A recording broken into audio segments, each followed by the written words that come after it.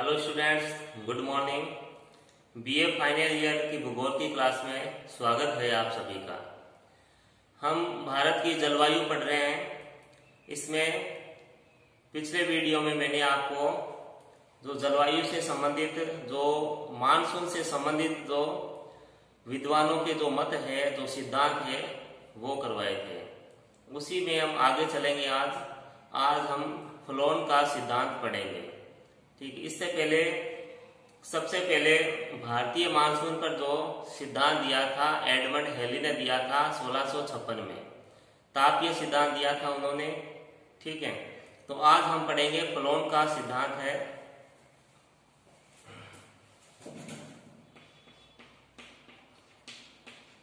Phloem का सिद्धांत। Phloem का सिद्धांत है ये। इसमें देखो क्या है, फ्लोन महोदय ने ICTZ इंटरट्रॉपिकल कन्वर्जेंस जोन, ठीक है, इसे ITCZ सिद्धांत भी कहते हैं। ठीक है, अब ये देखो ICTZ क्या है। ये ICTZ है, देखो जो सिद्धांत है ये वायुदाब पेटियां है पृथ्वी पे। ठीक है, पृथ्वी पे 7 वायुदाब पेटियां होती है। 3 पेटियां होती है तापजन्य और 4 पेटियां होती है गतिजन्य। ठीक है, ये वैसे तो फर्स्ट ईयर में था आपके, थोड़ा सा पीछे चल रहा हूं, बता रहा हूं आपका, जनरल इंट्रोडक्शन दे रहा हूं थोड़ा सा। ये देखो, ये है भूमध्य रेखा 0 डिग्री। ठीक है, तो ये जो वायु की पेटी है इसका नाम है विषुवत रेखीय निम्न वायुदाब पेटी। निम्न वायुदाब पेटी यानी तापमान उच्च रहता है और वायुदाब यहाँ कम रहता है। ठीक है, फिर है देखो, ये 30 डिग्री उत्तर से और 35 डिग्री उत्तर के बीच में उपोषण उच्च वायुदाब पेटी है। फिर ये 60 डिग्री उत्तर और 65 डिग्री उत्तर में उपध्रुवीय निम्न दाब पेटी है। फिर अंत में है सबसे ध्रुव पर, उत्तरी ध्रुव पर है ध्रुवीय उच्च दाब पेटी। ठीक है, इस तरीके से जो उत्तर में है वही पेटियां दक्षिण में होती है समान रूप से। इन पेटियों के बीच में देखो ये वायु चल रही है। पहले देखो व्यापारिक पवन, फिर पछुआ पवन, फिर है ध्रुवीय पवन। ये जो पवने हैं ये स्थायी पवने हैं। ये पूरे साल इसी तरीके से प्रवाहित होती है। ठीक है, और ICT जो Z है, ITCZ ये देखो सूर्य के साथ गमन करता है। सूर्य के साथ, ठीक है, या यूं कह दे ऋतु के अनुसार, ऋतु के अनुसार या ऋतु के अनुसार ये परिवर्तित होता रहता है। ठीक है, अब जैसे फ्लोन महोदय का कहना है जब ITCZ जब भारत में स्थापित होता है तभी मानसून आता है। ठीक है, और अच्छा मानसून रहता है जब इसकी स्थिति हो जाती है।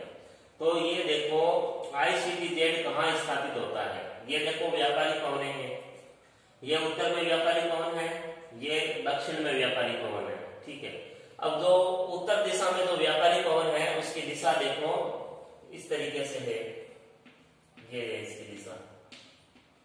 ठीक है, इस दिशा का मतलब क्या हुआ, उत्तर पूर्व से दक्षिण पश्चिम की ओर।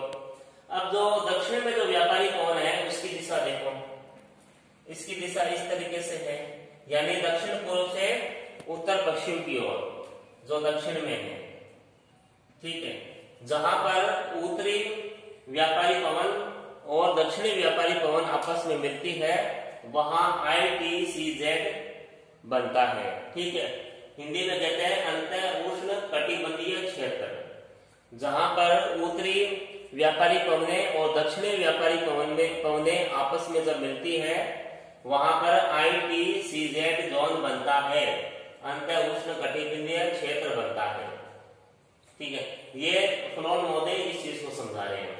ठीक है, भारत में क्या है, जैसे तापमान, जैसे कर्क रेखा भारत के मध्य से गुजरती है तो उत्तर में तापमान अधिक होता है और दक्षिण में कुछ कम रहता है तापमान। और जब सूर्य क्या है कर्क रेखा पे चमकता है तो ITCZ जोन है वो भारत के उत्तर में स्थापित हो जाता है। ठीक है, वापस सुनो, जैसे मैंने लिखा है ITCZ सूर्य के साथ या फिर ऋतु के अनुसार ये परिवर्तित होता है।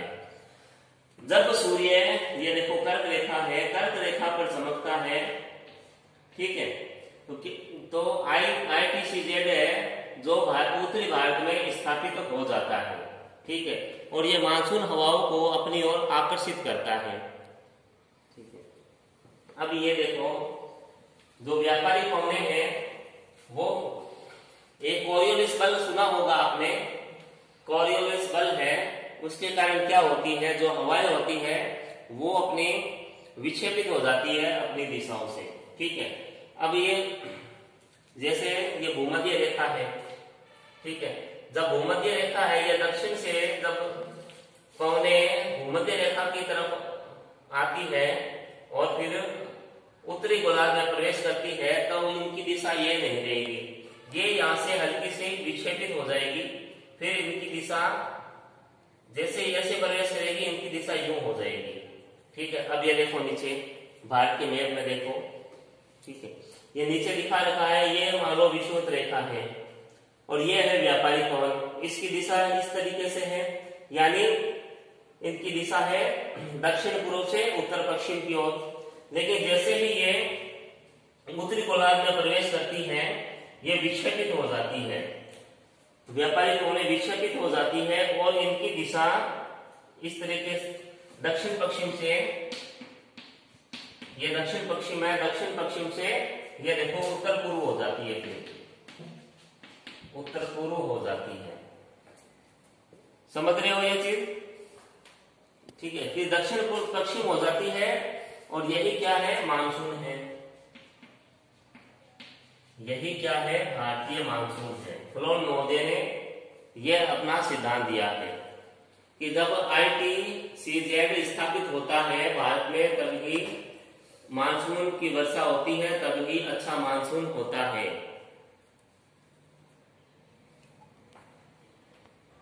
तो यह था फ्लोन का ITCZ सिद्धांत था। ठीक है, और जो फ्लोन महोदय थे जर्मनी से थे ये, ठीक है, और ITCZ है, इसी को ही मानसून दत्त कहते हैं, मानसून दत्त। ये फ्लोन का सिद्धांत था। अब हम लेंगे पी कोटेश्वरम का सिद्धांत। पी कोटेश्वरम एक भारतीय विद्वान थे, ठीक है, उन्होंने अपना सिद्धांत दिया था जो जेट प्रवाह है उसके दिया था मानसून के संबंध में। जेट प्रवाह या पूर्वा प्रवाह सिद्धांत कहते हैं पी कोटेश्वरम का। ठीक है, अब पी कोटेश्वरम का सिद्धांत हम देखते हैं।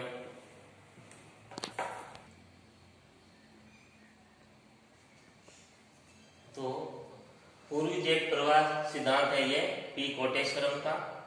ठीक है, पी कोटेश्वरम है, देखो वैसे तो ये जेट प्रवाह सिद्धांत दिया था सबसे पहले, जेट प्रवाह सिद्धांत, जेट स्ट्रीम थ्योरी। ठीक है, सबसे पहले दिया था ये यीन महोदय ने, यीन महोदय ने 1949 में दिया था। ठीक है, सबसे पहले जो जेट स्ट्रीम थ्योरी है या सिद्धांत है वो सबसे पहले यीन महोदय ने 1949 में दिया था। उसके बाद पी कोटेश्वरम जो कि एक भारतीय भूगोलवेत्ता थे, मौसम विज्ञानी थे, इन्होंने अपना सिद्धांत दिया था पूर्वी जेट प्रवाह सिद्धांत के नाम से। ये उन्होंने दिया था 1958 में।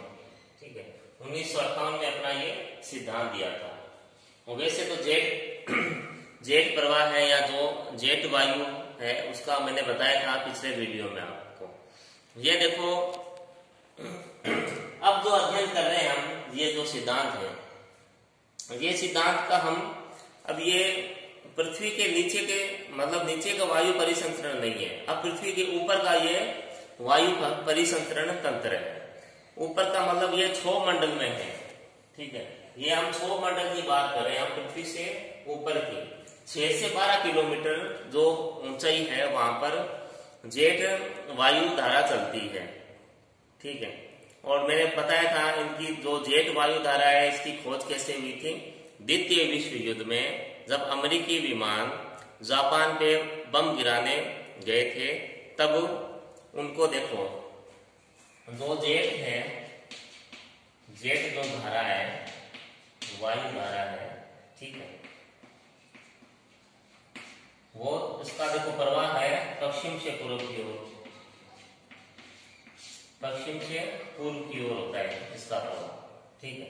तो जब अमेरिकी विमान पश्चिम से पूर्व की ओर गए तो उनको दिक्कत हुई, ठीक है, उनको दिक्कत हुई क्योंकि जो जेट हवा है वो इनका रास्ता रोक रही थी, ठीक है।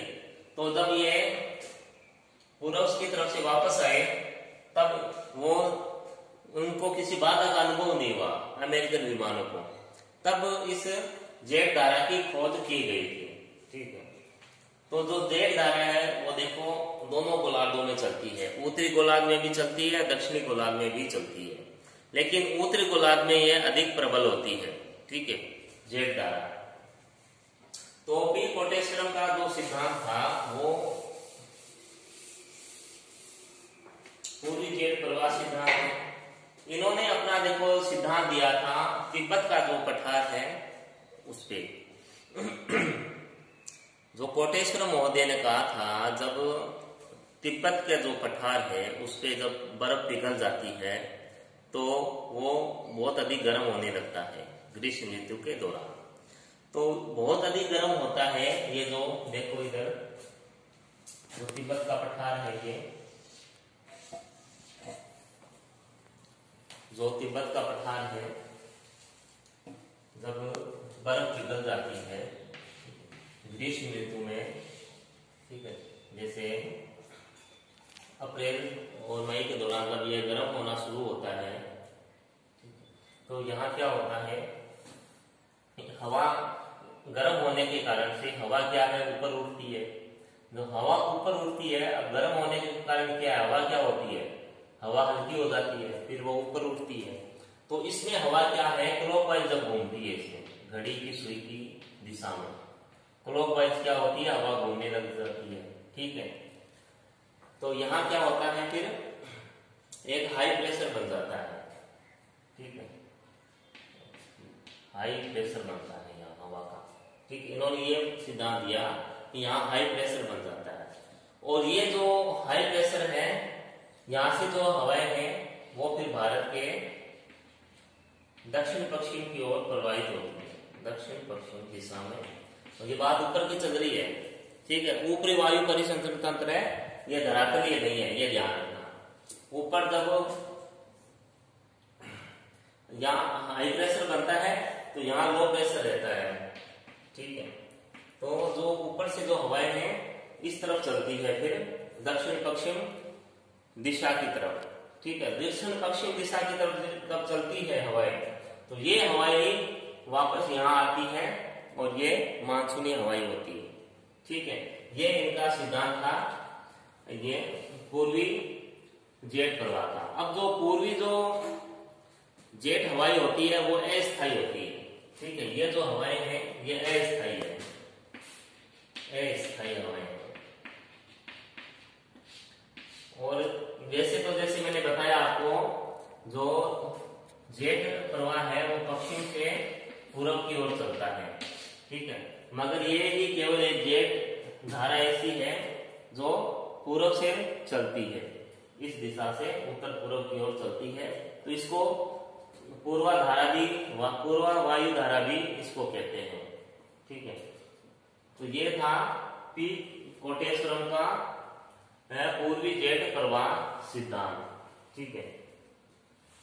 और इसमें कुछ समझ में नहीं आता है आपको, आप क्वेश्चन पूछ सकते हो, ठीक है। तो अभी के लिए इतना ही। नेक्स्ट वीडियो में हम जो इनकी विशेषताएं हैं मानसून की भारतीय मानसून मतलब कहाँ कितनी बरसात करता है वो हम उनका अध्ययन करेंगे। तब तक घर पे रहे, स्वस्थ रहे, सुरक्षित रहे। धन्यवाद।